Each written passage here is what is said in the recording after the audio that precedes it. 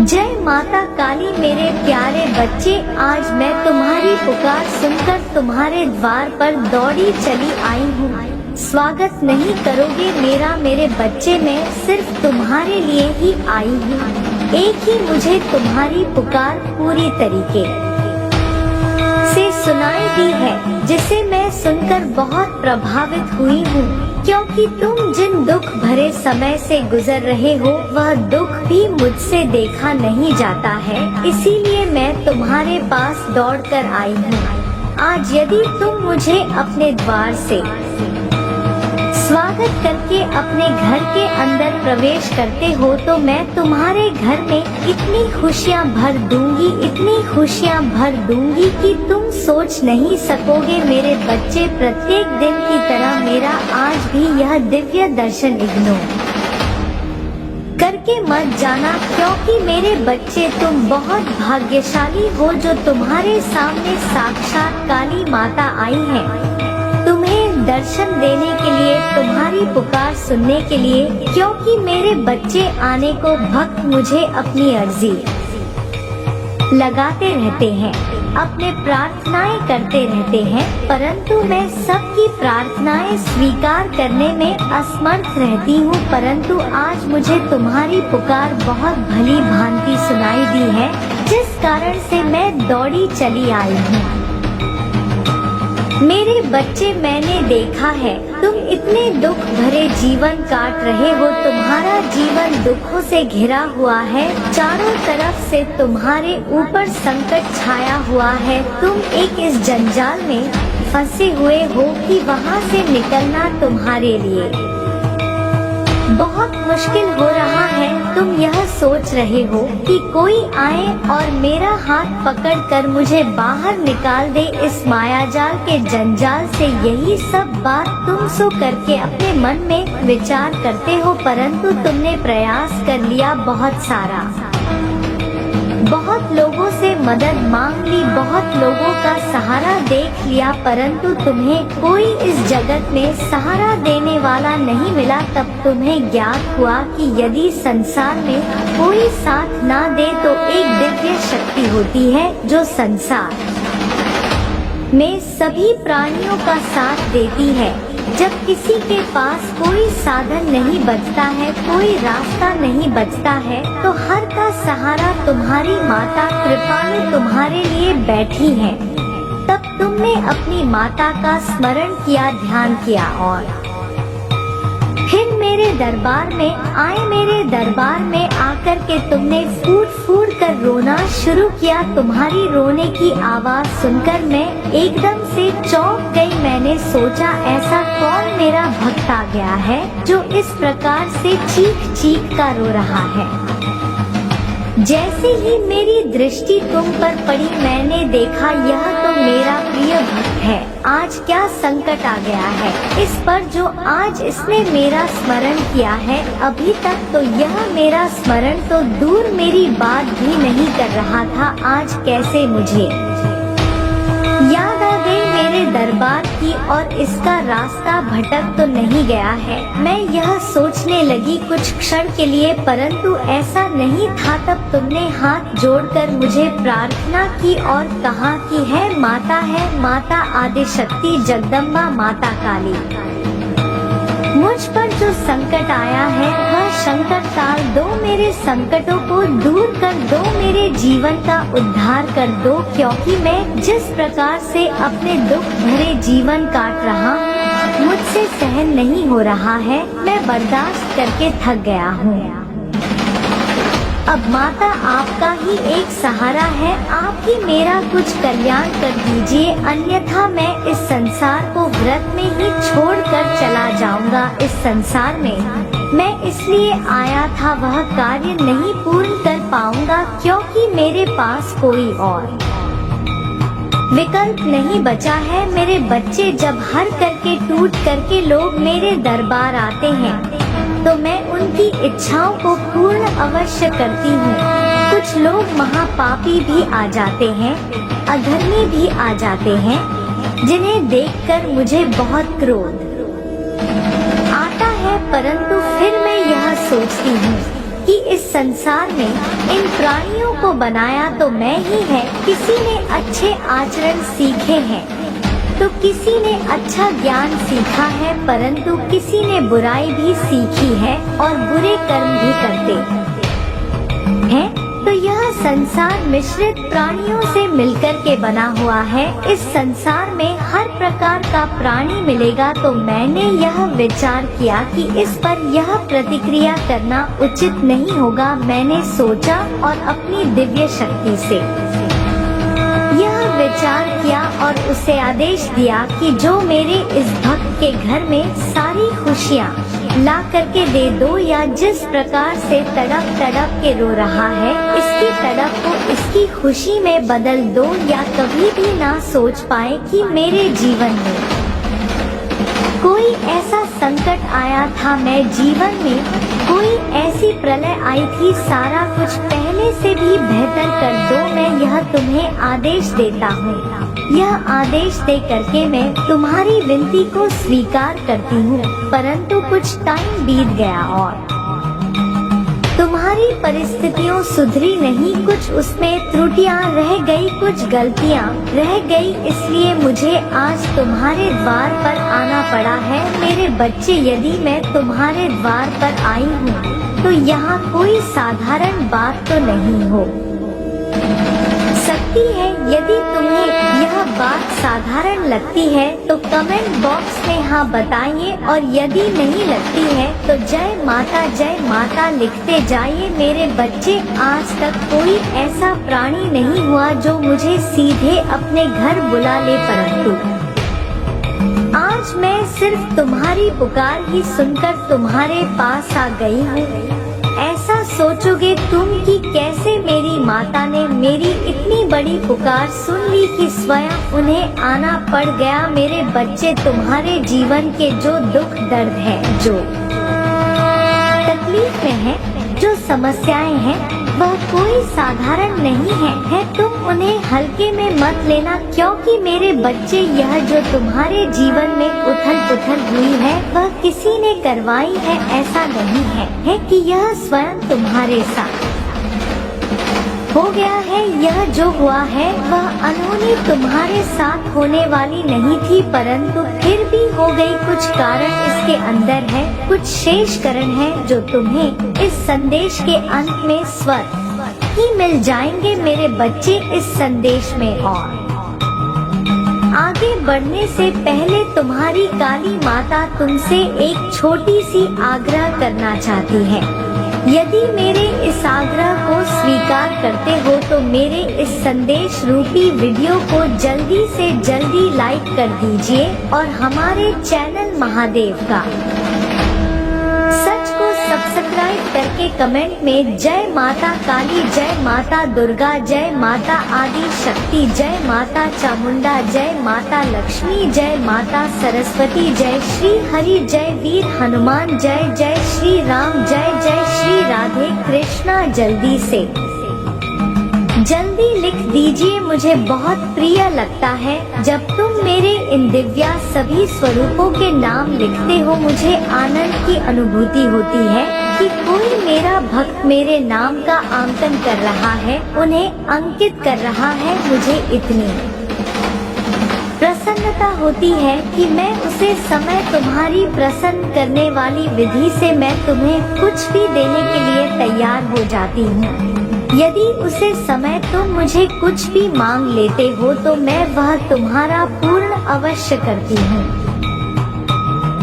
परंतु फिर भी तुम्हारे जीवन में उपचार आसान में प्रकट कर रही हूँ। क्योंकि मेरे बच्चे, यदि तुमने आज मेरे इस संदेश में एंट्री की है तो तुम्हारे जीवन को मैं पूरी तरीके से गाइड करने वाली हूँ। आज तुम्हारी माता तुम्हें गाइड कर रही है, तुम्हें सिचुएशन और संज्ञानात्मक भाव को प्रदर्शित कर रही है। आज मैं तुम्हें उसे राशियों के बारे में बताऊंगा, ऐसे ऐसे रहस्य जो तुम्हारे जीवन से जुड़े हुए हैं। क्या तुम्हें कभी ऐसा सोचा है कि क्या मुझसे भी कोई ऐसा जुड़ा रहस्य हो सकता है जो माता काली को पता है? मेरे बच्चे, ऐसा कुछ भी नहीं है। और है भी, क्योंकि मेरे बच्चे में हर चीज हर प्राणी की जानती हूँ। कुछ भी मुझे छिपा नहीं है, मुझे छिपकर कोई रह नहीं सकता है। बस मेरे बच्चे जब जिसका समय होता है तब मैं उसका पन्ना खोलकर उसी के सामने रख देता हूँ। जो ज्यादा अपने आप को परम तपस्वी तेजस्वी समझते हैं, मैं उन्हीं का पर्दाफाश करती हूँ। आज यदि तुम्हारी माता ने किसी कारण से तुम्हारे घर आने में देरी कर दी है तो उसमें तुम्हारी भी कुछ गलतियाँ हो सकती हैं, कुछ अफवाहें हो सकती हैं, कुछ ऐसी त्रुटियाँ हैं जो तुम समझ नहीं पा रहे हो। क्या तुम्हें ऐसा लगता है कि तुम्हारी काली माता ऐसे ही तुमसे इतने दिन से बात नहीं कर रही है? ऐसा कुछ नहीं है मेरे बच्चे। तुमसे एक दिन इसी समय पर एक व्यक्ति से जो साधु था उसे से मुलाकात हुई थी। साधु तुमसे मदद मांग रहा था, परंतु तुम किसी जल्दी कार्य के लिए जा रहे थे या बहुत समय पहले की बात है। हो सकता है तुम्हें याद भी ना हो, परंतु मैं तुम्हें याद दिला रही हूँ। तुम बहुत ही तीव्र गति में जा रहे थे। उसने तुम्हें आवाज लगाई, पुकार लगाई, तुम जरा सा ठहरा लिए। तो जब उसने मदद मांगी, वह तुमसे कुछ खाने की सामग्री के लिए कुछ धन मांग रहा था, परंतु तुमने उसे देना उचित नहीं समझा। वह कोई और नहीं, वह मेरा भेजा हुआ ही फरिश्ता था, क्योंकि मैं तुम्हारे जीवन को उसे समय बहुत तरीके से गाइड कर रही थी। तो मैं यह भी जानना चाहती थी कि तुम्हारे अंदर समर्थ कितना है, दयालुता कितना है। यदि तुम्हें कुछ अद्भुत प्राप्त करवा दिया जाए तो तुम क्या उसे इस संसार में पाठ करके इस्तेमाल करोगे या उसे सार्वजनिक तौर पर इस्तेमाल करोगे या सिर्फ अपने लिए ही? मैं यह सब सो करके तुम्हारी बहुत परीक्षाएं ले रही थी, परंतु तुम्हें यह तनिक भी ज्ञात नहीं हुआ कि इस सुनसान रास्ते पर इतने टाइम पर कौन आखिर आ सकता है, जहाँ पर कोई इतनी जल्दी जाता नहीं है। उसे दिन तो उसे रास्ते में भटक गए थे, इसीलिए तुम उसे रास्ते से गुजर रहे थे मेरे बच्चे। मैंने सोचा तुम अपने ही स्वागत में इस संसार में भटक रहे हो। तुम्हें दूसरे के स्वर से कोई मतलब और कोई लेना देना नहीं है। यह बात जानकर मुझे बहुत दुख हुआ कि मेरा भक्त होकर के देखो मुझे नहीं पहचान सका और इग्नोर करके चला गया। मैं बहुत दुख में कुछ दिन तक बैठी रही। फिर मैं विचार किया कि चलो ठीक है, यह मेरी संतानें हैं, इनसे कभी कदर गलतियाँ और त्रुटियाँ हो सकती है, तो इस पर कोई विचार करने वाली बात नहीं है। आगे चलकर कि हो सकता है इसके जीवन में सुधार आ जाए और यह अच्छे तरीके से सुधर जाए और मुझे भी अच्छे तरीके से समझ सके। परंतु आज जब तुम इतने बड़े संकट से गिरे, इतने बड़े संकट में पड़े, तब आज तुम्हें अपनी माता रानी की याद आई। मेरे बच्चे, मैं यह सच्चाई पूरी तरीके से बताना चाहती हूँ। यदि कोई अपने जीवन में खुशहाली है और उसे खुशहाल वक्त में परमात्मा का स्मरण करता है, माता रानी का स्मरण करता है, तो उसके जीवन में इस प्रकार की स्थिति उत्पन्न नहीं होती है और ना ही उसके जीवन में कोई ऐसी दिक्कत है और अर्चना आती है जिस प्रकार की आज तुम्हारे सामने आई है। मुझे यह जानकर बहुत अधिक दुख होता है कि आज मेरे भक्त को जब आवश्यकता पड़ी तब वह मेरे पास आया, जब इस आवश्यकता नहीं थी तब इसने मेरे चौखट के दरवाजे पर भी अपने कदम नहीं रखे। यह मैंने सोचा और मुझे बहुत दुख हुआ मेरे बच्चे, जब मैं अपने संतानों से इतनी डरी देखती हूँ, मुझे बहुत ज्यादा घबराहट होती है। मैं यह सोचती हूँ कि मैं इन्हें बनाया है, फिर भी यह मेरा ख्याल नहीं रख रहे हैं, परंतु मैं तो माता हूँ, जगत की माता हूँ। मेरा तो कर्तव्य ही है इनका पालन पोषण करना, तो मैं अपने कर्तव्य में व्यस्त रहती हूँ और सभी का कल्याण करती रहती हूँ। यदि आज तुम मेरे दरबार में आए हो तो ऐसा नहीं है कि तुम खाली हाथ जाओगे। मेरे बच्चे, जो भी व्यक्ति चाहे जैसा भी पाप कर्म करके आता है या कुछ बुरे कर्म करके आता है, अपनी माता से क्षमा याचना करता है और हाथ जोड़कर विनती करता है, प्रार्थना करता है, तो माता रानी उसकी समस्याओं को दूर करते हुए उसके पापों को विनाश करती है। वह इसलिए क्योंकि तुम्हारी माता तुम्हें एक बार अवसर देना चाहती है। ऐसा अवसर देना चाहते हैं कि तुम आगे अपने जीवन को सुधार सको। जब तुम अपने जीवन को आगे सुधार लगे तब तुम दूसरों के भी प्रेरणा दोगे और यह कार्य तुम्हारे लिए और आसान हो जाएगा और इस समाज को फिर सुधारने में ज्यादा अधिक समय नहीं लगेगा, क्योंकि यह समाज बहुत ही बिगड़ा और बेकार हो गया है। मेरे बच्चे, समस्याएं तो सभी के जीवन में आती हैं, परंतु विभिन्न होती हैं। परंतु देखा यह जाता है कि उसे स्थिति में उसके अंदर कैसा उत्साह उत्पन्न हो रहा है। क्या उसका मनोबल तो नहीं काम हो रहा है या उसकी मनोदशा बहुत ज्यादा बिगड़ तो नहीं रही है। यदि तुम्हारा मनोबल नहीं काम होता है और मनोदशा नहीं बिगड़ी है तो तुम एक प्रशिक्षण देने योग्य हो और उसमें पास भी हो जाओगे। परंतु यदि तुम भयभीत होते हो तो तुम उसे लायक नहीं हो, और फिर जब तुम उसे लायक नहीं हो तो माता रानी तुम्हें स्वीकार नहीं करती है।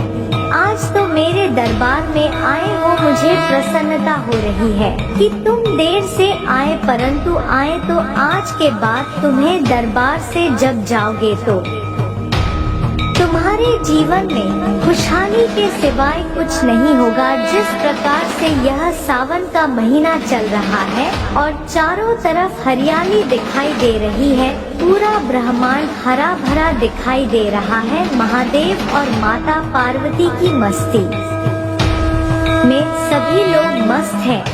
ठीक उसी प्रकार से तुम्हारा जीवन हरा भरा हो जाएगा। अब तुम्हें और अधिक आगे की चिंता करने की आवश्यकता नहीं है और न ही किसी प्रकार की जरूरत है। परंतु मेरे बच्चे, सबसे बड़ी विडंबना यहाँ है कि तुम्हारे जो कार्य है वह अपूर्ण रह जा रहे हैं। बार बार तो तुम उनके लिए यह विचार करते हो कि क्या मैं ऐसा कार्य करूं जो मेरा कार्य पूर्ण हो जाए। ऐसी कौन सी विघ्न है जो मेरे कार्यों में उत्पन्न हो जाती है। मेरे बच्चे, कभी कभी ऐसा होता है कि जीवन में ग्रहों की दशा अनियंत्रित हो जाती है किसी गलतियों के कारण। कभी कभी ऐसा होता है कि घर में वास्तु दोष होता है और पितृ दोष होता है, जिन बातों को तुम समझ नहीं पाते हो और तुम्हारे जीवन में निरंतर लगातार परेशानियां बनी रहती हैं। कभी एक बार विचार करके देखा है किसी वास्तुकार से, किसी ज्योतिषी से इसके बारे में जानकारी करी है? नहीं, यही हो सकता है तुम्हारी सबसे बड़ी भूल है। मुझे तुम किसी ऐसे व्यक्ति से जानकारी कर लेते अपने बारे में जो तुम्हें सटीक जानकारी दे सकता था, तो आज तू अपने बारे में कुछ अच्छा सोच चुके होते, अच्छा कर चुके होते और आज तुम्हारा जीवन बेहतर स्तर पर होता। तुम्हारी काली माता आज तुम्हें जिस प्रकार से समझ रही है, बता रही है, उसे प्रकार से तुम्हें पूरी तरीके से समझ लेना चाहिए और उसे पर विचार अवश्य एक बार करना चाहिए। मेरे बच्चे, तुम कुछ लोगों की ऐसी संगति में पड़े जो तुम्हारे चरित्र को बर्बाद करने के पीछे पड़ गए थे। तुम्हारे चरित्र को एकदम से जाकर लिया गया था कि तुम्हें किसी न किसी तरीके से बदनाम किया जाए, फिर भी तुम इन बातों को इग्नोर करके बढ़ते गए, लेकिन तुम्हारी मंजिल तुम्हें प्राप्त नहीं हुई। जब तुम्हारी मंजिल प्राप्त होने का समय आया तब तुम्हारे साथ कुछ ऐसी अनुचित घटनाएं घट गई जिसे देखकर तो अचंभित होने लगे। अकस्मात कुछ ऐसा होने लगा, कुछ ऐसा अनुभव तुम्हारे जीवन में होने लगा जो तुमने पहले कभी सोचा नहीं था। तुम्हें यह सोचकर बहुत ज्यादा परेशानी होती है जब तुम्हारे जीवन में अचानक कुछ ऐसी घटनाएं घटती हैं तुम्हारे हिसाब से अनुच्छेद हो रहा था, परंतु जो हो रहा था तुम्हारे प्रारब्ध को बनाने के लिए हो रहा था, क्योंकि प्रारब्ध को बनाने के लिए, परिवर्तन को लाने के लिए पहले की चीजों को मिटाना पड़ता है, उसके बाद में ही एक नया प्रारब्ध बन पाता है और नई चीज का निर्माण हो पाता है। जिस प्रकार से तुम्हें आज एक सांचे में ढलकर पिरोया गया है, तुम्हें लोहे की अग्नि में दबाकर कुंदन बनाया गया है ताकि तुम एक मजबूत और सहनशील व्यक्ति बन सको। ना कि निडर और निकम्मी। मेरे बच्चे, निडर और निकम्मी वही लोग होते हैं जिनकी बाजू में बोल नहीं होता है और जिनके हौसले बुलंद नहीं होते हैं। वह कुछ भी सही समय पर सो नहीं पाते हैं और ना ही उचित रास्ते का चयन कर पाते हैं। उसे निर्माण की ओर, प्रारंभ की ओर जाते हैं, परंतु वह निर्माण और प्रारंभ उनके अधीन में नहीं आ पाता है। मेरे बच्चे, यही सब करते करते उनका समय व्यतीत हो जाता है और एक दिन ऐसा आता है जब उनके हाथ खाली रह जाते हैं। वह झोली फैलाकर ईश्वर के सामने, परमात्मा के सामने कहते हो है, ईश्वर मुझे कुछ ऐसा प्रदान कर दो जिससे मेरे सभी दुख दरिद्र समाप्त हो जाए। परंतु फिर भी तुम्हारी सुनी नहीं जाती है। जब तुम्हारी सुनी नहीं जाती है तब तुम्हें बहुत निराशा होती है। तुम अपने अंदर बहुत ज्यादा ग्लानि महसूस करते हो और यह सोचते हो कि मैं इस धरती पर क्यों जन्म लिया था और क्यों मुझे इस धरती का बोझ पड़ना पड़ रहा है। अब मेरी समझ में नहीं आ रहा है कि मैं क्या करूं और किस आधार पर अपने जीवन का प्रस्तुतिकरण करूं। मेरा कोई भी सहारा नहीं देने वाला है। आज मुझे यह आभास हो रहा है कि संसार में यदि है कोई तो वह परमात्मा है। परमात्मा ही सब कुछ है और परमात्मा ही जो चाहे वह कर सकता है। तुम अपने आप कुछ नहीं कर सकते। यदि परमात्मा तुम्हारे अधीन में है, परमात्मा के भक्ति करते हो, तो तुम्हारे लिए ईश्वर एक न एक दिन कुछ ऐसा निर्माण करेगा, जाकर तुम्हारी स्थितियां बदल जाएंगे और तुम्हारा सोया हुआ भाग्य जाग जाएगा। तुम यह सोचते हो कि ना जाने मेरे जीवन का प्रारब्ध और अस्तित्व क्या है, उनकी गणना कैसे हुई है, क्या मुझे इसके बारे में कोई विस्तार पूर्वक बता सकता है? तो तुम्हें इस विस्तार पूर्वक बताने के लिए तुम्हारी काली माता तुम्हारे सामने उपस्थित है। बस तुम्हें हमें हजूरी भरना है और इस संदेश को पूरी तरीके से सुनते रहना है, क्योंकि यह सच्चाई जो तुम्हारे सामने आ रही है निकलकर वह सिर्फ तुम्हारे जीवन से निकाल कर आ रही है और कहीं अन्य जगह से नहीं आ रही है। इसे हल्के में लेने का प्रयास मत करना, क्योंकि तुम इतने दिनों से इन सब बातों को हल्के में ले रहे थे, इसीलिए आज तुम्हारे साथ ऐसा हो रहा है और तुम्हारे जीवन की घटनाओं का एकदम से काया पलट हो गया है। तुमने यह कभी नहीं सोचा था कि यहाँ तक तुम्हें आना पड़ेगा और इन दोनों को देखना पड़ेगा। अब क्या करते हो? अकेले में रहते हो और नशे का सेवन करते हो। अपने नशे में ट्रुथ रहते हो या सोते हो कि मेरे सामने कोई ऐसी दिव्य शक्ति आ जाती जो मेरा मार्गदर्शन कर देता, परंतु मेरे बच्चे, अब तुम्हारा मार्गदर्शन करने के लिए तुम्हें किसी और की जरूरत नहीं है। अब तुम्हारी काली माता स्वयं तुम्हारे सामने खड़ी है, साक्षात तुम्हारे द्वार पर, इसीलिए आज मैं तुम्हारे द्वार पर आई हूँ। अब तुम जो जहाँ वह मांग सकते हो, मैं तुम्हारा मार्गदर्शन करने के लिए ही आई हूँ और तुम्हें कुछ अद्भुत चीज प्राप्त करवाने के लिए आई हूँ।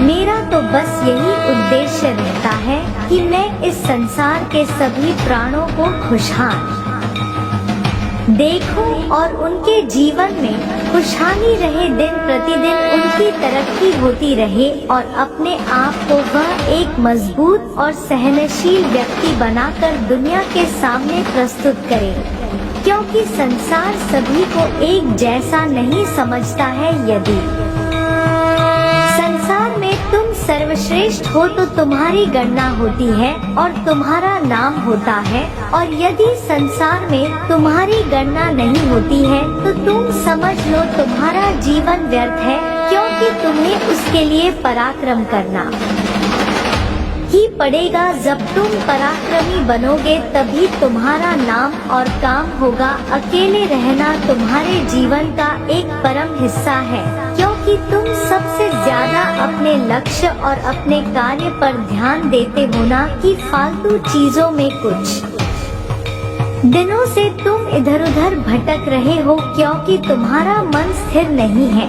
तुम अपने मन मस्तिष्क से सही निर्णय नहीं ले पा रहे हो। तुम यह सोच रहे हो कि शायद मैं यह कार्य करूं तो यह न पूर्ण हो सकता है, इसमें कुछ अड़चन आ जाए, कुछ दिक्कतें आ जाए तो मैं अब इसके अलावा क्या करूं। इस प्रकार के भाव तुम्हारे मन में उत्पन्न होते हैं, परंतु तुमने यह नहीं सोचा कि शायद मेरी यही मंजिल है। हो सकता है मेरी मंजिल मेरी प्रार्थना के स्वरूप मेरे सामने आ रही है, तो इसी मंजिल को अपना लेना चाहिए और आगे बढ़ते चले जाना चाहिए। सोते रहोगे तो सोचते ही रह जाओगे। कुछ करने की तैयारी करो, क्योंकि तुम्हारी माता तुम्हारे साथ इतना समय लेकर के आई है जितना समय में किसी को नहीं देती हूँ, जितना मैं तुम्हारे लिए लेकर के आई हूँ। बस तुम अब एकदम से शांत हो, जो एकदम से अपने आप को एक ऐसा उदाहरण लेकर के आओ ताकि संसार तुम्हारा नाम का झंडा लहरा और तुम्हारा नाम से लोग जाने जाए और तुम्हारा तपोबल इस धरती पर उजागर रहे। मेरे बच्चे, जब तक तुम अपने आप को एकाग्रचित नहीं करोगे, अपने आप को एक सहनशील और एक पराक्रमी नहीं बनाओगे, तब तक तुम अपने आप को केंद्रित नहीं कर सकते हैं, क्योंकि मेरे बच्चे केंद्र बिंदु वही केंद्रित कर सकता है जिसका लक्ष्य मजबूत होता है। आज तक तुमने अपने लक्ष्य का चयन ही नहीं किया है सही तरीके से, और ना ही उसे लक्ष्य पर तुम ध्यान देते हो। जो लक्ष्य तुम्हारे सामने आता है उसमें तुम क्यों चूक जाते हो? तुमने कभी ऐसा सोचा है कि मैं क्यों इन चीजों से दूर रहता हूँ? जो चीज मेरे करीब आना चाहती है, मैं उन चीजों से दूर हो जाता हूँ और मुझे यह नहीं समझ में आता है पूरी तरीके से कि आखिर मैं क्यों इसे दूर हो रहा हूँ। क्यों मेरे जीवन में बढ़ाव का यह समंदर आ रहा है? क्यों मेरे अरमानों को भा करके ले जा रहा है? मैं बड़े बड़े सपने सजाए थे, बड़ी बड़ी बातें अच्छी थी अपने परिवार के लिए, अपने बच्चों के लिए, अपने माता पिता के लिए, परंतु उसमें कोई भी इच्छाएं पूर्ण नहीं हो पाई है। मुझे निराशा होती है इन सब बातों को जानकर। जब मेरे साथ ऐसी घटनाएं घटती है और प्रारंभ में जो मेरे साथ होता है तो उचित होता है, परंतु जब कुछ समय बीतता है अंत में मेरे लिए कुछ बुरा ही हो जाता है। मैं जो भी सोचता हूँ वह उल्टा हो जाता है। फिर बाद में विचार करता हूँ कि ऐसा मेरे साथ हुआ, आखिर तो क्यों हुआ, मुझे इन्हीं सब बातों का समझ में नहीं आता है कि आगे क्या करना चाहिए और क्या नहीं करना चाहिए। बस इसी में मैं भ्रमण करता रहता हूँ, परंतु आज मैं सटीक स्थान पर आ गया हूँ, सही स्थान पर आया हूँ। आज यदि मेरी माता ने मेरे ऊपर कृपा दृष्टि अपनी दिखा दे तो मेरा तो जीवन संवर जाएगा और मैं अपनी माता के इस आशीर्वाद को, इस शासन को कभी भूलने वाला नहीं हूँ। इस प्रकार से पहले भूल गया था, बिल्कुल भी नहीं मिलेगा। अब मैं अपनी माता को अपने गले से लगाकर अपने सर पर बैठाऊंगा और उनके चरणों की धूल को अपने माथे पर लगाऊंगा। मेरे बच्चे, यदि तुम्हें अपनी काली माता से स्नेह है, बहुत अधिक प्रेम है, तो कमेंट बॉक्स में जय काली माता 3 बार टाइप कर दीजिए और साथ ही साथ कमेंट में अपनी राशि भी टाइप कर देना, ताकि मैं तुम्हारी राशि के अनुसार तुम्हारी समस्याओं का निवारण कर सकूं, क्योंकि हर प्रकार की समस्याएं होती हैं।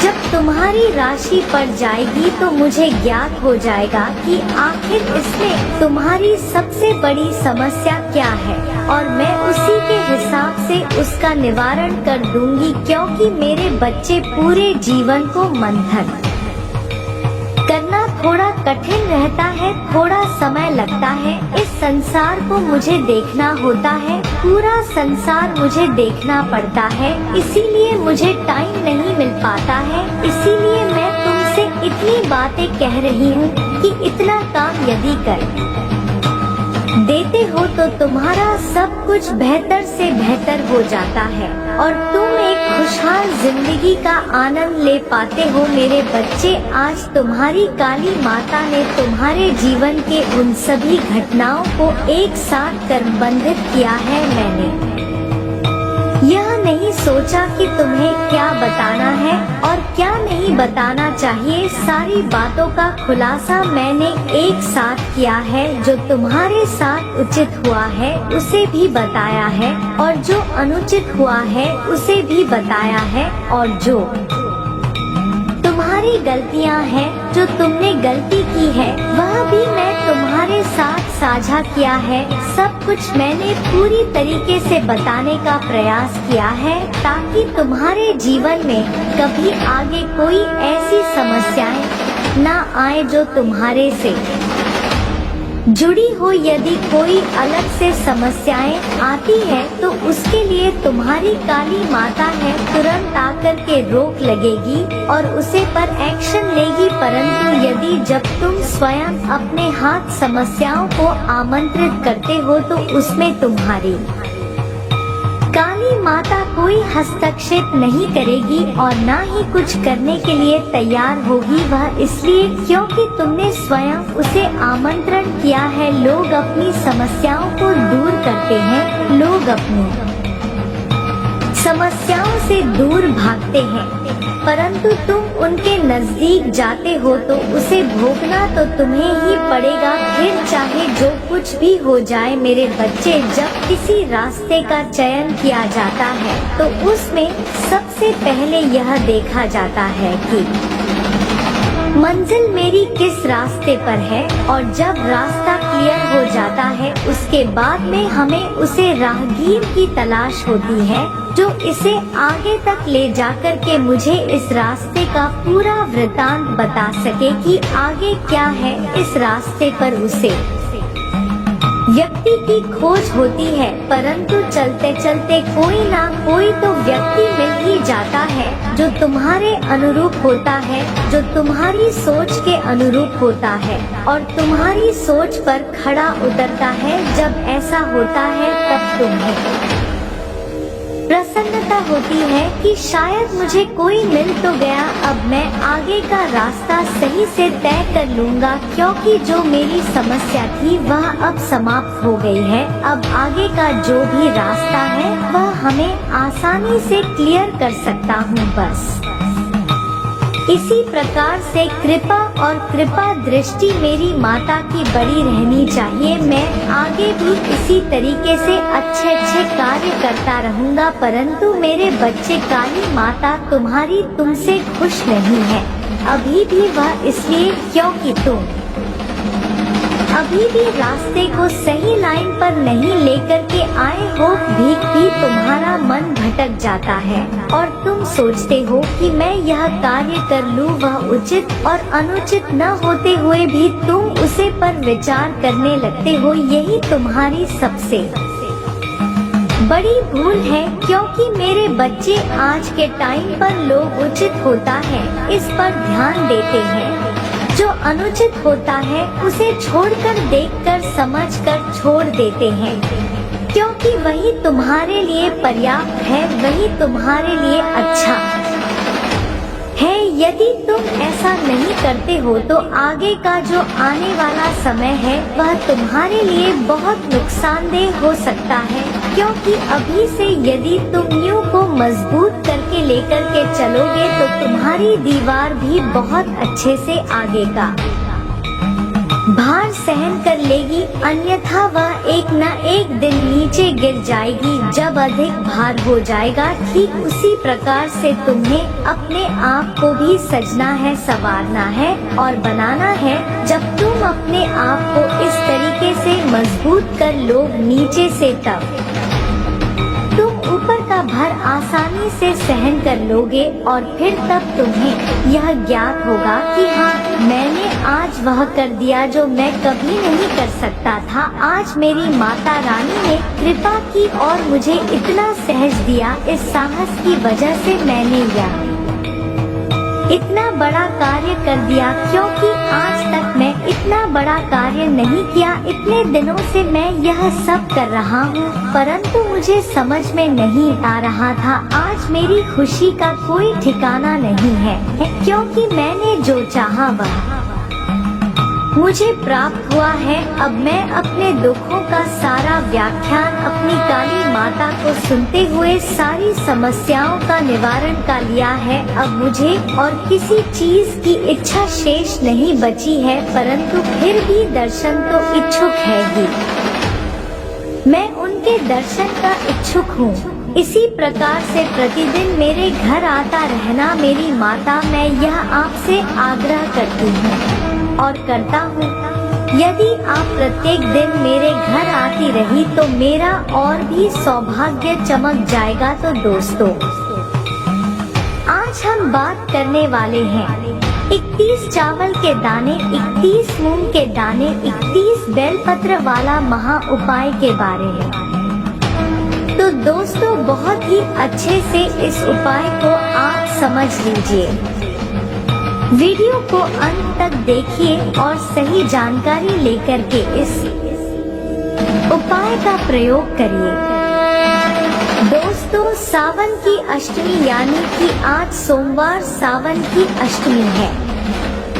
यदि आज आप इस उपाय को कर लेते हैं तो आपकी किस्मत बदलने में देर नहीं लगेगी, क्योंकि दोस्तों ऐसा अवसर साल में एक ही बार आता है। दोस्तों, सावन की अष्टमी सोमवार के दिन बहुत ही कम देखने को मिलती है, परंतु आज का यह महासंयोग है जो आज आपको प्राप्त हुआ है।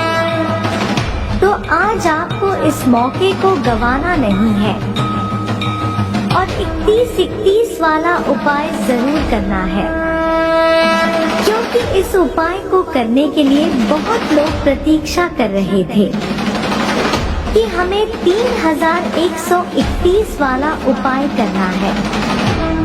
परंतु अभी की ही कथा में पूज्य गुरु जी ने इस 21 चावल के दाने, 21 मूंग के दाने और 21 बेलपत्र को बड़े ही अच्छे से बताया है। वही आज हम आपको बताने जा रहे हैं। आज यदि तुम इन सब बातों को समझ जाते तो शायद तुम्हें यह दिन ना देखने पड़ते। तुम्हारे पास सब चीज उपस्थिति रहती, हर सिचुएशन तुम्हारी सुधर जाती। तुम अपने प्रभु प्रभु की भी प्रिया हो जाते, माता रानी के भी प्रिया हो जाते, परंतु तुमने एक भी बार ऐसा नहीं सोचा कि मैं इस वादे को पूर्ण कर लूं और भक्ति भजन करते हुए, दूसरे की सहायता करते हुए अपने जीवन का उद्धार कर लूं। मेरे बच्चे, ऐसा मैंने कई बार देखा है, जब उनका युवावस्था होता है तब तो वह अपनी मौज मस्ती में व्यस्त रहते हैं, उन्हें फुर्सत ही नहीं रहती है उनके काम से, परंतु जैसे ही उनकी वृद्धावस्था प्रारंभ होती है वैसे ही वे भगवान का भजन कीर्तन प्रारंभ कर देते हैं। यह सोचते हैं कि मैंने जो पाप किया है, जो अधर्म किया है, उसका मुझे मुक्ति मिल जाएगा, परंतु ऐसा बहुत कम होता है मेरे बच्चे, क्योंकि हर कोई एक जैसा नहीं होता है। हो सकता है तुमने इतनी ज्यादा बुरे कर्म किए हो, इतना ज्यादा किसी गरीब को सताया हो जितना कि तुम्हें नहीं सताना चाहिए, तो बताओ भला तुम्हें कैसे मुक्ति मिल सकती है मेरे बच्चे। एक दिव्य ऊर्जा का पुंज जो तुम्हारे पास आ रहा है उसे स्वीकार करो।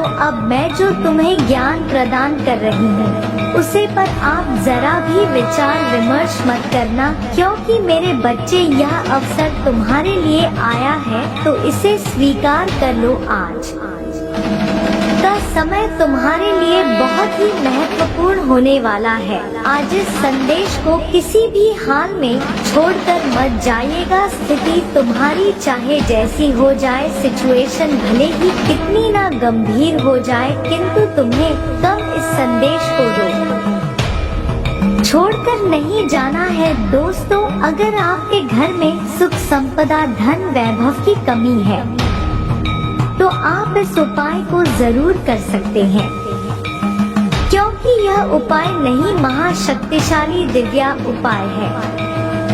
तो दोस्तों चलिए उपाय के बारे में बात कर लेते हैं।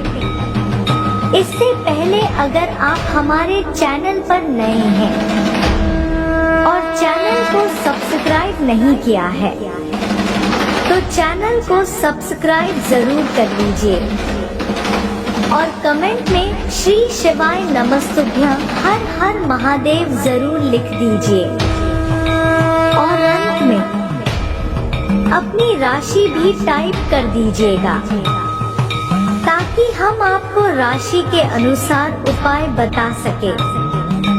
तो दोस्तों चलिए बात कर लेते हैं उपाय के बारे में।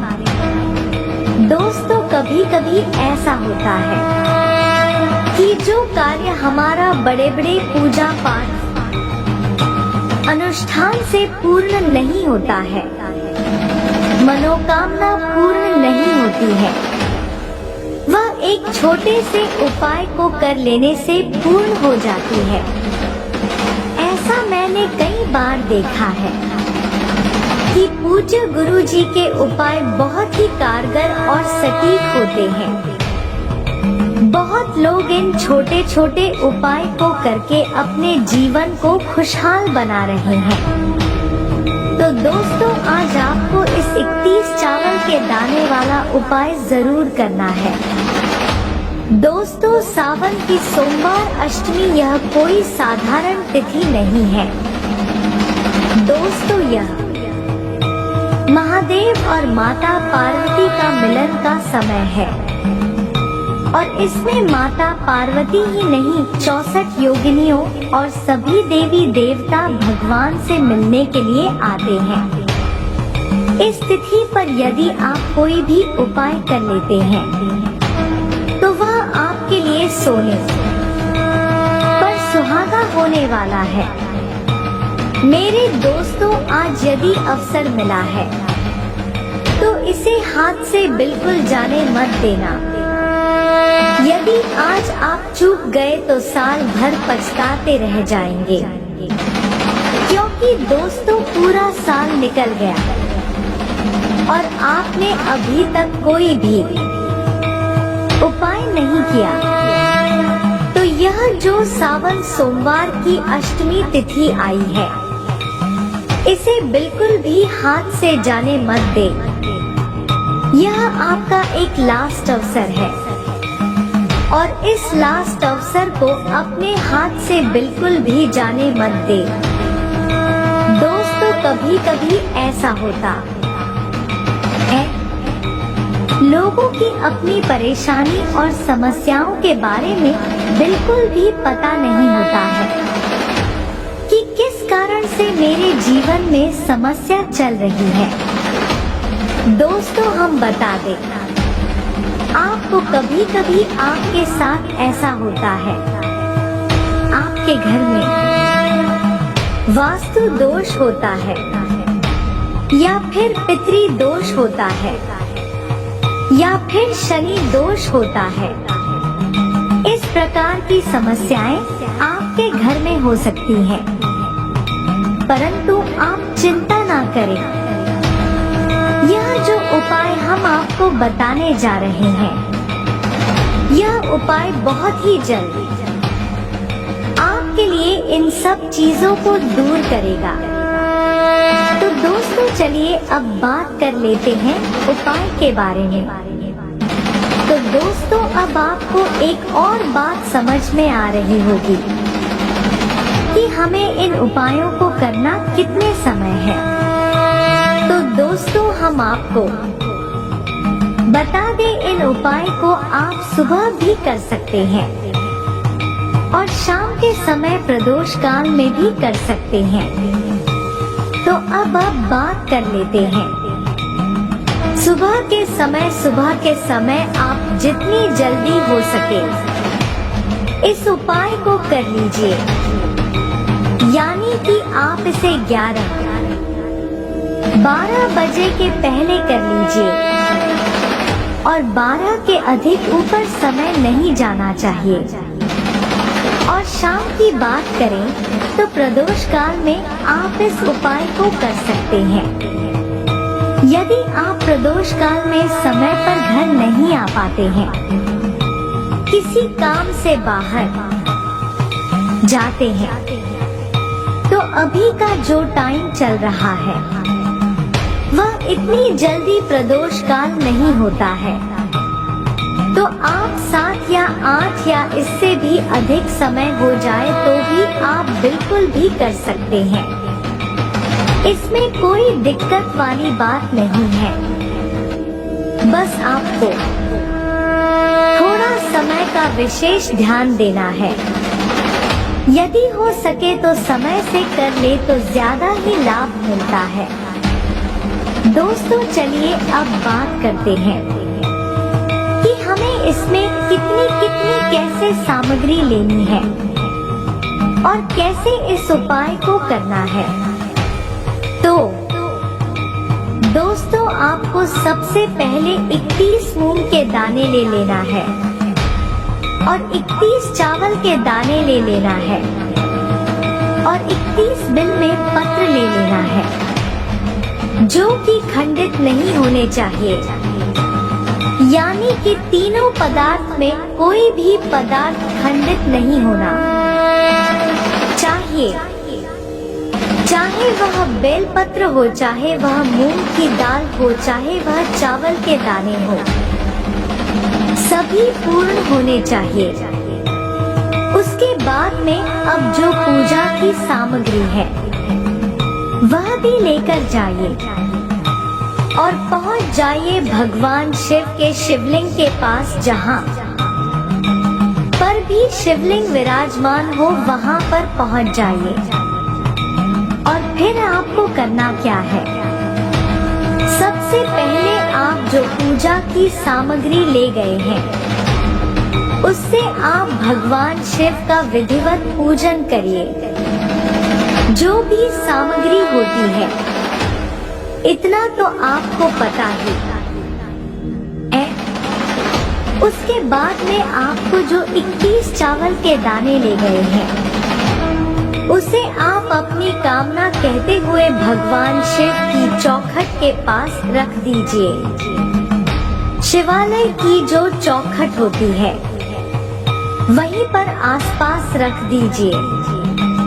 उसके आप जो 31 मूंग के दाने ले गए हैं उन्हें नंदी जी के पास जो उनका पाप उठा हुआ होता है उसी के पास में रख दीजिए, अपनी कामना करते हुए। जो भी आपकी इच्छा है, उसके बाद में जो 31 बेलपत्र है उनको आप अशोक सुंदरी के पास, जो शिवलिंग में अशोक सुंदरी का स्थान होता है, लाल या पीला चंदन लगाकर समर्पित कर दीजिए, अपनी मनोकामना करते हुए। जो भी आपकी मनोकामना है उसे जरूर बोल देना। ओम नमः शिवाय, श्री शिवाय नमस्तुभ्यं मंत्र का जाप करते हुए। और बेलपत्र की जो डंडी होती है उसे जलाधारी की तरफ कर देना है। यदि आपको अशोक सुंदरी का स्थान नहीं पता है तो हम आपको बता देते हैं। शिवलिंग की जो जलधारी होती है वहाँ पर बीच में एक मोटी सी लाइन होती है, वह स्थान माता अशोक सुंदरी की होती है।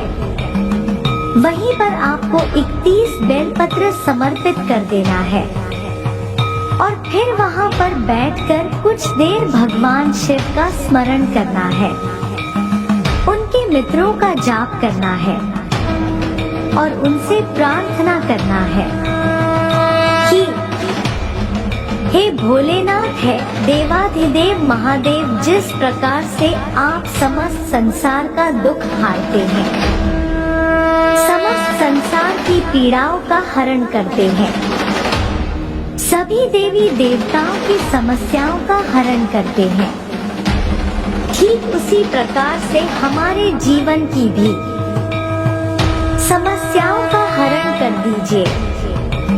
आपके घर में चाहे जैसी भी समस्या हो, चाहे वह धन से संबंधित हो, चाहे आपका कारोबार अटक गया हो या फिर आपकी नौकरी नहीं लग रही है, उपाय करके आप थक चुके हैं, बहुत परेशान हो चुके हैं, परंतु आपको सफलता नहीं मिल रही है, घर में आपके सुख शांति बिल्कुल भी नहीं है, धन संपदा की कमी बराबर बनी है, तो आपको इन 3131 वाले उपाय को अवश्य करना है।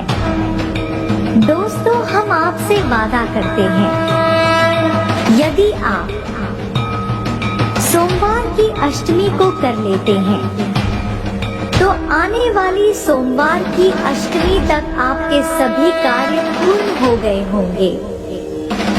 दोस्तों, यह जो अष्टमी वाला उपाय है जो हमने आपको बताया है, बहुत ही खास और बहुत ही बेहतर है। दोस्तों, जिसने भी इस उपाय को कर लिया है, समझ लो उसके जीवन की समस्याओं का अंत हो गया है। फिर उसे इधर उधर भटकने की जरूरत नहीं है, कोई और वीडियो देखने की जरूरत नहीं है। लेकिन मैंने जो बता दिया, यदि इतना आप कर लेते हैं तो आपका हर कार्य बनेगा। आप जिस क्षेत्र में जाएंगे उस क्षेत्र में आपको उपलब्धि प्राप्त होगी। यह मेरा वादा है, यह मेरा वचन है, क्योंकि पूज्य गुरुजी स्वयं कहते हैं कि जो भी व्यक्ति सावन माह की सोमवार अष्टमी को यह उपाय कर लेता है, उसे स्वयं महादेव जी और माता पार्वती का आशीर्वाद मिलता है और उसका जीवन धन्य हो जाता है। जहाँ पर महादेव जी और माता पार्वती का आगमन हो जाता है, वहाँ पर सारा दुख दरिद्र स्वयं ही समाप्त हो जाता है। उन्हें कुछ और बताने की जरूरत नहीं पड़ती है। मेरे बच्चे, यह हम मत सोचो कि आगे मेरे साथ जो तुम्हारे साथ होगा वह बेहतर होगा, क्योंकि जो काली माता तुम्हारे साथ है वह कभी भी तुम्हारे साथ अनुचित नहीं होने देंगे, क्योंकि आज तक मैं किसी भी अपने भक्त के साथ ऐसा अनुचित कृत्य होने नहीं दिया है। यदि मैं आज तुम्हारी रक्षा कर रही हूँ तो आगे भी चलकर तुम्हारी रक्षा करने के लिए तैयार रहूंगी, क्योंकि तुम मेरी प्रिय संतान हो। तुमसे भूल हो सकती है, यहाँ मैं मानती हूँ, परंतु तुम्हारी माता काली से भूल नहीं हो सकती है, क्योंकि मैं अच्छे तरीके से समझता हूँ कि कौन सी स्थिति कहाँ पर है और कैसे कैसे इसका उपयोग और उसे करना है। मेरे बच्चे, इस समय तुम गंभीर अवस्था से गुजर रहे थे। तुम्हारे पास हर चीज बहुत मुश्किल हो गई थी। मैं यह सब बहुत ही भली प्रकार से देख रहे थे, परंतु तुम्हारे मुख से कभी आने निकला कि मेरे साथ ऐसा क्या हो रहा है। कभी किसी के सामने हाथ नहीं फैलाया है तुमने। अपने साहस और अपने लक्ष्य का प्रदर्शन किया है, क्योंकि यह तुम्हारे लिए सबसे परम सौभाग्य था। आज के टाइम पर कोई इतना सहन करने वाला नहीं है, क्योंकि मैं तुम्हें हर बार देखा है, हर तरीके से तुम्हें समझा है कि तुम जब कोई कार्य करोगे तो उसे बड़े ही ढंग से करोगे, परंतु तुम इतना सोचने में असमर्थ रहते हो कि आगे यदि मुझे कुछ करना है तो अपनी माता का साथ तो अवश्य लेना ही पड़ेगा, क्योंकि यदि अपनी माता का साथ नहीं लगे तो तुम आगे कैसे कार्य बढ़ा पाओगे, और जब तुम आगे अपने कार्य को नहीं बढ़ा पाओगे तो तुम्हारा लाभ कैसे होगा, और जो तुम्हारा लाभ नहीं होगा तो तुम्हारे परिवार कैसे आगे चलेगा और पालन पोषण कैसे कर पाओगे अपने बाल बच्चों का, अपनी पत्नी का, अपने परिवार का, क्योंकि तुम्हारे परिवार वाले तुम्हारे पर ही पूरी तरीके से आश्रित है। तुम्हारा ही पूरा ध्यान रहता है कि मेरा बच्चा मेरे कार्य को कर रहा है और यही मेरा पालन पोषण करेगा। यह सब बातें में सोचते हैं, परंतु तुम यह नहीं सोचते हो कि मेरे भरोसे पर कितने लोग टिके हुए हैं। तुम्हें उनका भी ध्यान कर लेना चाहिए। तुम तो अभी अकेले हो, परंतु जो तुम्हारे साथ में पीछे खड़े हैं लोग, बच्चे तो तुम्हारे अपने ही हैं। यदि उन्हें दुख हुआ तो क्या तुम्हें दुख नहीं होगा? क्या तुम चाहते हो कि तुम्हारे परिवार वाले एक तकलीफ को गुजरते हुए आगे बढ़े और हर चीज के लिए तरसे? जो उन्हें चाहिए, क्योंकि मेरे बच्चे आज तक तुम उनके लिए कुछ अच्छा नहीं कर पाए और ना बेहतर कर पाए हो। तुम सोचते तो बहुत कुछ हो, परंतु तुम्हारा सारा कार्य बिगड़ जाता है। तब तुम रोते हो, सोचते हो मैं अपने परिवार के लिए आखिर किया तो क्या किया जाता है, और उदास मन लेकर के तुम बैठ जाते हो और रोते रहते हो अकेले में। परंतु मेरे बच्चे, रोने से तुम्हारा कोई मतलब नहीं निकलने वाला है, क्योंकि मेरे बच्चे यदि ऐलान कर दिया है तुमने तो कम को पीछे हटाना मत। तुम्हारी काली माता तुम्हारे साथ है, तुम्हारी रक्षा करने के लिए, तुम्हारी सुरक्षा करने के लिए। यदि मैदान में उतर पड़े हो तुम किसी चीज को हासिल करने के लिए, तो उसे हासिल करके रहना। मैं तुम्हारा पूरी तरीके से साथ देने वाली हूँ। मैं तुम्हारे कर्मों के पीछे नहीं हटे दूंगी और ना ही तुम ही अपने कदम को पीछे हटा पाओगी। मैं डटकर खड़ी रहूंगी, तुम्हें भी डटकर खड़े रहना है। जहाँ पर तुम्हें समस्या लगे तुम मेरा नाम स्मरण कर लेना और मैं वहाँ पर आ जाऊंगी तुरंत, तत्काल के तत्काल, क्योंकि मैंने जो दायित्व लिया है वह हमें बड़ी ही श्रद्धा और निष्ठा से निभाऊंगी। क्योंकि तुम्हारी काली माता जब किसी को यह सोच लेती है कि उसे आगे बढ़ाना है, उसका जीवन संवारना है, उसके जीवन की सभी समस्याओं को दूर करना है, तो मैं भली भांति करती हूँ, चाहे उसके लिए मुझे कुछ भी क्यों न करना पड़े।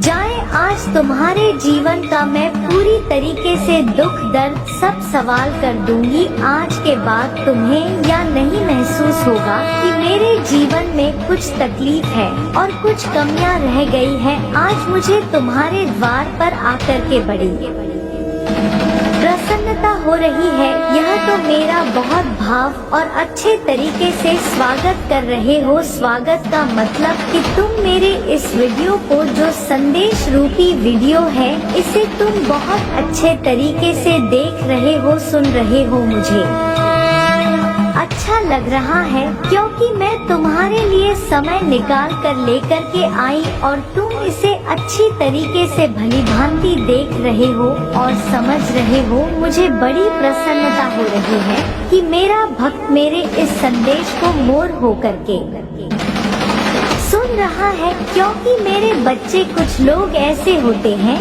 जिनके द्वारा पर जाओ और देख कर के भी वापस अलग चले जाते हैं, अनदेखा कर देते हैं, नजरअंदाज कर देते हैं, या उनके लिए करना उचित नहीं है क्योंकि मैं काली माता हूँ। कोई साधारण सा देश लेकर के तुम्हारे पास नहीं आई हूँ। मैं जो भी लेकर के आई हूँ वह तुम्हारे लिए बेहतर लेकर के आई हूँ, क्योंकि मेरे बच्चे, यदि आज तुम्हारा जीवन में बेहतर बना देता हूँ तो कल का तुम्हारा और भी जीवन बेहतर होने वाला है। साधनाओं को आगे साथ कर रखिए, अपने आप को एक स्वामिता की ओर ले जाइए। काली माता तुम्हारा अच्छा प्रदर्शन करवाएंगे और तुम एक अच्छा प्रदर्शन करते हुए अच्छे प्रदर्शनकारी बनोगे। लोग तुम्हें देखेंगे तो एक बार जरूर गर्व से कहेंगे कि यह व्यक्ति है जो बहुत ही महान है, इसके अंदर आने को गुण है, इसके अंदर अनेकों शक्तियाँ विद्यमान है, या जो चाहे वह पल भर में कर सकता है, परंतु इसका साहस बहुत ही अधिक और अटल है। जो सोचता है वह करके रहता है। इसके ऊपर हो सकता है सदैव किसी देवी शक्ति की कृपा है, परंतु मैंने जो भी किया मेरा कार्य पूर्ण नहीं हुआ है, तो मैं यह सोचता हूँ कि मेरे साथ ऐसा क्यों नहीं हुआ है, मेरा कार्य क्यों नहीं पूर्ण हुआ है, परंतु मैं भी इसके जैसा मेहनत करने का और इसके जैसा कर्म करने का प्रयास करूंगा, ताकि मैं भी इसके सहायता आगे बन सकूं और इसके जैसी व्यवस्थाओं को व्यवस्थापित कर सकूं, क्योंकि अब समय नहीं बचा है। यह जो समय आ रहा है मेरे परिवर्तन का आ रहा है। अगर यह समय निकल गया तो दोबारा नहीं आएगा, और जब दोबारा नहीं आएगा तो तुम यूं के यूं बैठे रह जाओगे, हाथ पैर हाथ धर के, और तुम्हारा कुछ होने वाला नहीं है। मेरे बच्चे, तुम हाथ पैर हाथ धर के यदि बैठे रहे तो कुछ भी हो पाएगा नहीं, और तुम्हारा सारा समय निकल जाएगा, और तुम फिर जब समय निकल जाएगा तो कुछ करने के योग्य नहीं बचोगे, और तुम्हारा सारा का सारा नुकसान होता चला जाएगा। मैं तुम्हारे नुकसानों को कहाँ तक सहन करूँगी, कहाँ तक तुम्हें बचाऊंगी, कहाँ तक तुम्हें रक्षा करूँगी। जब तुम अपने आप पर ध्यान नहीं दोगे तो मैं कहाँ तक तुम्हारी ध्यान दे पाऊंगी। यदि मैं ध्यान भी देता हूँ तो तुम ध्यान नहीं देते हो, तो उसमें मामला उल्टा हो जाता है, और जो तुम्हारा लाभ होने वाला होता है उसमें नुकसान हो जाता है। क्योंकि मेरे बच्चे पर्याप्त मात्रा में यदि कोई कार्य करता है और उसे फल नहीं मिलता है तो वह बहुत चिंतित हो जाता है, बहुत चिंता करता है कि मैं आखिर क्या करूं, जो मेरा जीवन इस प्रकार से बाहर हो जाए, मेरा नरक भरा जीवन मुझे अच्छा नहीं लग रहा है, क्योंकि मैं मेहनत बहुत करता हूँ। आज मेरे साथ कुछ भी उपस्थित और अवेलेबल नहीं है। यही मेरी एक सबसे बड़ी कमी है मेरे बच्चे। यदि तुम्हें अपनी काली माता पर पूर्ण विश्वास है और सब चीज श्रद्धा निष्ठा है तो कमेंट बॉक्स में हाँ लिख दीजिए और लिख दीजिए कि मेरी काली माता जी ने आज मेरे जीवन के बारे में जिस प्रकार से मुझे बताया है मुझे बहुत अच्छा लगा है। आज मेरे द्वारा पर आई है, मुझे इतना खुशी है कि मैं अपनी खुशी को कैसे बयां कर सकता हूँ। मैं अपनी काली माता का स्वागत कर रहा हूँ। जिस प्रकार से मेरे पास सुविधाएं हैं मैं उसे प्रकार से अपनी काली माता का स्वागत कर रहा हूँ।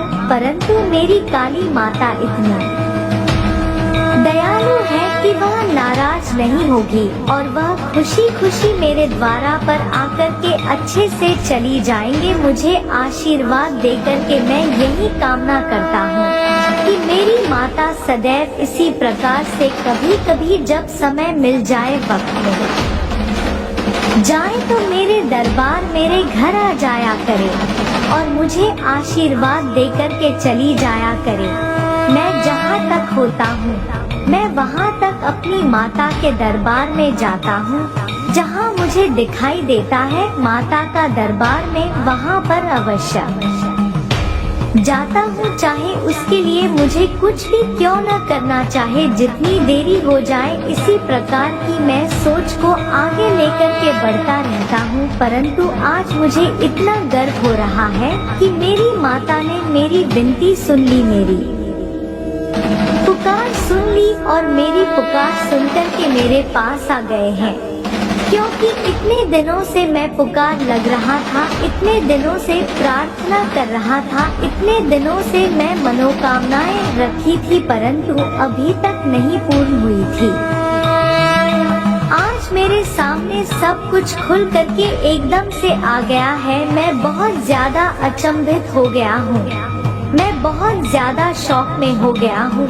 क्योंकि अचानक में जब भी कोई चीज आ जाती है तो उसमें आदमी सोचने लगता है और सोचता यह है कि अरे यह कैसे हो सकता है, परंतु जो हो रहा है वह उचित ही हो रहा है। अब मैं आगे का जो भी प्रक्रिया है मैं बड़ी ही सफलता से कर लूँगा, क्योंकि मेरी माता का आशीर्वाद इसी तरीके से बना रहा तो मैं एक दिन अच्छा व्यक्ति बन करके दिखाऊंगा। जातने भी सारे बुरे कर्म हैं उनको मैं बंद कर दूंगा, वे सारे समाप्त कर दूंगा, क्योंकि मैं सब कुछ देख लिया है। यदि इस संसार में धरती पर अच्छे कर्म करोगे तो ही तुम्हारा कल्याण है, अन्यथा तुम पाप की भाग बनोगे और तुम्हारा बहुत बड़ा हस्त रहेगा। क्योंकि पापियों को देखो जब उनका समय निकट आता है तो वह किस प्रकार से चिल्लाते हैं,